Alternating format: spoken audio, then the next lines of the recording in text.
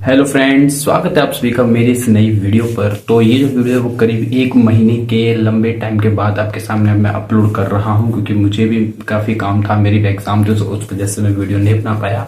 और मैं उम्मीद करता हूं कि आपको इस वीडियो से फिर से कोई एक ऑथेंटिक जानकारी मिलेगी, ताकि आप अपने जो एग्जाम है उसके लिए अच्छे से मेहनत कर सकें। तो हम बात कर रहे हैं एक मेंस एग्जाम की, जो कि अभी जनवरी 2026 में होने वाला है, जिसके बारे में आलोक राज जी ने पहले ही क्लियर कर दिया है। किसकी डेट्स में कोई बदलाव नहीं है। जो एग्जाम है वो जनवरी के मध्य में ही होगा, और पद अभी 7,500 उन्होंने टोटल पद बताए थे, जो कि 7,500 है, जिसमें से L1 वालों के लिए 5,000 के समथिंग पद हैं। तो हम इसी के बारे में बात करने वाले हैं कि भाई अब जो पद है हमारे पास 5,000 है, वो टोटल कैंडिडेट्स कितने हैं, यानी कि कितने लोग इस एग्जाम को देंगे, और हमारे लिए एक पद पर कितना कंपटीशन होने वाला है, एक सीट के लिए कितने लोगों के बीच में ये कंपटीशन होगा। तो चलिए इस वीडियो को शुरू करते हैं। तो मैं आपको यहाँ पर साइड में दिखा दूंगा। तो यहाँ पर आप साइड में देख सकते हो, साइड में लिखा हुआ है कि रीट 2022 में जिन कैंडिडेट्स ने पास किया था रीट प्री L1 वाला, वो थे 2.03 लाख, यानी 2,03,000 लोग थे जिन्होंने रीट L1 का पेपर पास किया। इसके बाद रीट 2024 वाला जो अभी हाल ही में हुआ है प्री, वो पास किया है 1.95 लाख ने। 1.95 लाख है। तो इस तरह से अगर हम दोनों को टोटल ऐड कर देते हैं तो करीब 4 लाख बच्चे हमारे पास औसत हो जाते हैं। एवरेज अगर देखें तो 4 लाख बच्चे होंगे हमारे पास। अब इनमें से हम 50,000 बच्चों को उनको माइनस कर रहे हैं, क्योंकि कई बच्चे ऐसे थे जिन्होंने 2022 वाला भी क्लियर किया हुआ था, उन्होंने दोबारा से 2024 वाला दे दिया। साथ ही कुछ कैंडिडेट्स ऐसे भी होंगे इन 50,000 में जो कि किसी और वैकेंसी में लग चुके हैं, और या फिर वो ओवरेज हो चुके हैं। इस वजह से मैंने सिर्फ 50,000 इसमें से कम किए हैं। ठीक है, तो अब हमारे पास जो कैंडिडेट्स बचते हैं वो बचते हैं सिर्फ 3.5 लाख कैंडिडेट्स।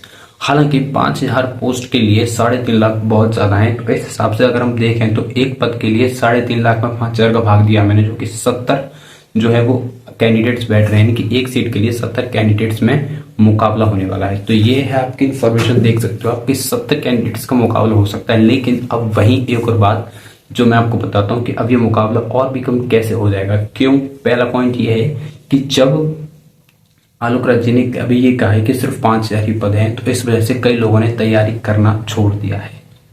कई लोगों ने तैयारी करना बहुत कम कर दिया, पढ़ने कम लग गए। इस वजह से उनके लिए तो कंपटीशन और भी कम हो गया। सेकंड पॉइंट था 4th ग्रेड एग्जाम, जो कि अभी हाल ही में 4th ग्रेड का एग्जाम हुआ है, उसकी बताई जा रही है कट ऑफ बहुत कम है। तो भाई मेरे जो कॉलेज थे उसमें कॉलेज में 96 लोग हैं मेरे बैच में, सेकेंडरी वालों में, जो कि रीट का पेपर देंगे इस साल। अप्रोक्स सभी देने वाले हैं, करीब 90 कैंडिडेट्स जो है वो पेपर देंगे रीट मेंस का।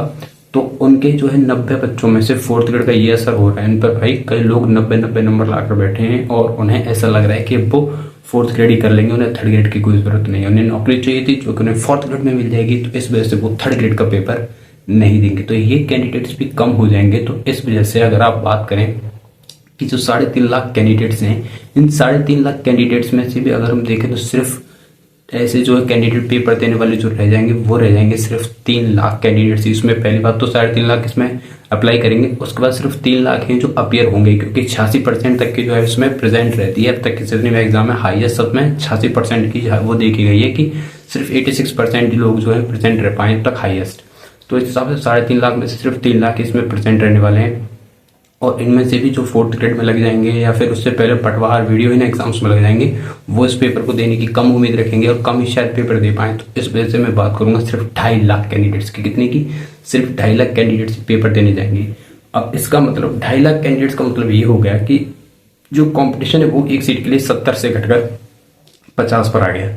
ठीक है, 70 से घटकर 50 पर आ गया। और एक और बात अगर आप देखोगे तो जो कैंडिडेट्स जिन्होंने अभी 4th ग्रेडों में बता दिया ये रह जाएंगे। उसके बाद इनमें जो बच्चे सिर्फ सीरियस हैं वही बच्चे इसमें एग्जाम देंगे, क्योंकि कई तो होते हैं कि भाई इन्होंने पास कर ली, बहुत ज़्यादा टाइम हो गया, उन्हें उम्मीद नहीं थी पेपर के बारे में कि पेपर ऐसा आ सकता है वैसा आ सकता है, ये पढ़ना पड़ेगा। कई लोग जो मिसगाइड होते हैं, या फिर और सारी भर्तियों में जो उन्होंने प्रॉपर BSTC या B.Ed किया हुआ है, लेकिन फिर भी वो और दूसरी वैकेंसीज में अपने हाथ पैर मारने की कोशिश कर रहे हैं, वो इस वैकेंसी में नीचे रह जाएंगे।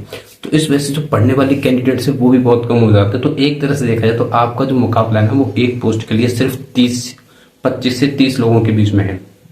तो आपको बिल्कुल भी घबराने की जरूरत नहीं है। सिर्फ 2 महीने रह गए हैं आपके पास। उम्मीद करता हूँ कि आपका सिलेबस हो गया होगा। अगर नहीं हुआ है तो भी आप अभी भी कर सकते हो कंप्लीट सिलेबस को, क्योंकि आपके पास 2 महीने से थोड़ा सा ज्यादा समय है, और आपके पास करीब 2.5 महीने मान के चल सकते हो, क्योंकि अक्टूबर तो खत्म हो गया। तो इस हिसाब से आप आराम से अभी भी तैयारी कर सकते हो। बस ये है कि आपको मेहनत करते रहना है और आपको घबराना नहीं है कि भाई इतने कम पद हैं। पद बढ़ेंगे और ज़रूर बढ़ेंगे।